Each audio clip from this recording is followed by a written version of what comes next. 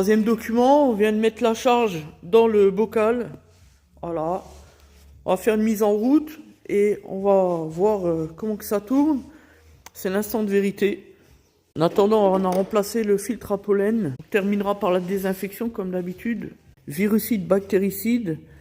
Donc la mise en route, essai sur route. Contrôle circuit de chauffe évidemment. Donc là on a remonté tout ce qui est pression différentielle, le capteur échappement, température FAP, etc. Tout remis en place, nickel. Là on a laissé bien descendre sans la mise en route, le niveau il est pile dessus, donc c'est bien. Donc ici on a les anciennes pièces, comme on peut voir tous les galets sont brûlés. Hein, ils sont une espèce de cuivré coloré comme ça. Ça c'est brûlé. Bon celui-là, fin du débat, hein. Je crois que la messe est dite, on est d'accord. Bref, brûlé, brûlé, brûlé. Pompe à eau, brûlé aussi, grippé. Là, elle coince, ça y est. Ça, coincé, grippé. Les deux tiges, brûlées, on a changé. Sécurité. Pourtant, ici, on n'a que 136 000 km. Le véhicule a 9 ans. Et malgré tout, voilà le résultat finalement. Une courroie de distribution, enfin une distribution en très très mauvais état.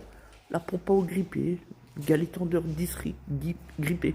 La croix c'est pareil, elle est affinée à force de chauffer à cause du galet forcément brûlé, grippé. On voit les traces, putain. Au niveau de la croix, c'était moins une. Hein. Forcément. Ici, on le voit bien, elle est bien craquelée, putain, c'est abusé. On a également remplacé la croix accessoire, comme d'habitude d'ailleurs. On le fait systématiquement. Bon, là, il n'y a rien d'extraordinaire. Bref, mise en route exécutée. Tout se passe bien pour le moment.